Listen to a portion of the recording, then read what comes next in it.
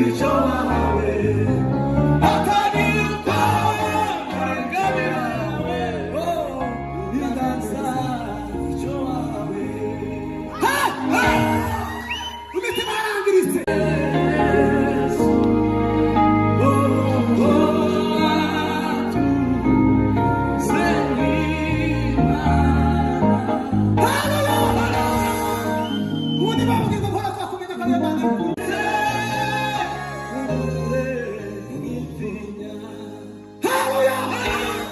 umuntu ufite kwizera niwe ufite n'ibyiringiro. Tushobora kugira ibyiringiro by'ejo nta kwizera ufite. Cya gatanu, mutware ikota y'umwuka ariyo jambo ry'Imana. Ijambo ry'Imana niryo turwanisha Satani.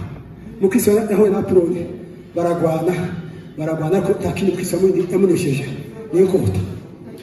Apoloni akamubwira avuga ngo wibagiwe uje gutanga icyo nanjye wibagiwe wagiye usitara.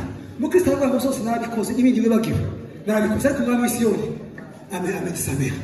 Hanyuma ngo baragwana Mukristo ngo kubiri n'inkota ariko abo nubwo nabwo ari ikinzutse wasigira inkota acubita Apoloni batanga amabara aho muri wese nasigira inkota.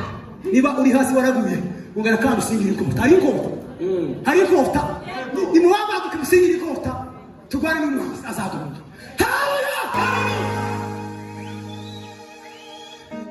Ikintu gituma unesha Goliyati cyangwa se Apoloni ni ukumugwanya umusatira apana gusubira kwerekera kubera ko izi ntwaro zose twavuze bazikwambitse agakiza n'ingofero ukiranuka ukana ubutumwa bwiza ariko mugo nta kintu kigira abakristo kibuka n'umugwanya urugamba berekeye n'urwanya urugamba werekeye azakurasa umwami ufe ariko n'urwanya urugamba uje imbere azarasana asanga agakiza narasahana igituza asanga ukiranuka narasahana asanga ukuri narasa kubirenga asange ubutumwa bwiza narasa inyambi yo kuruhanga ukigishe kwizera nk'imana ariko nuhindukire azarasa hano nta kintu kidukingira mugongo nta kimana yatwambitse mugongo kubera ko turaho gusorera ahubwo dufite kwizera ko tuzakiza.